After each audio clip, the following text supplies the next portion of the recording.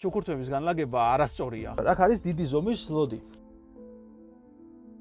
ლეჩხუმი, სოფელი თაბორი და ეს არის განსაკუთრებული ადგილი აქაურებისთვის, რადგან აქ არის მე-6 საუკუნის ნაგებობა და მანუჩა როგორც ადგილობრივი წარმომადგენელი ჩვენ უკეთ გეცოდინება რა დანიშნულება ჰქონდა აქ ამ ადგილს აქ.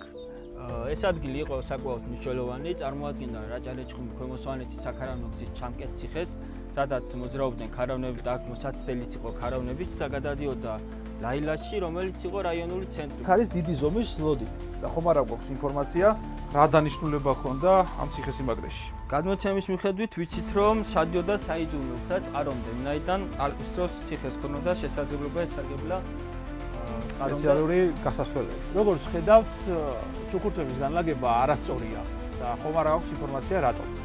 25 წლის უკან მოხდა რესტავრაცია სპეციალისტების ჩართულობის გარეშე და სამწუხაროდ ვერ შენარჩუნდა ისტორიული იერსახე ამ ძეგლის.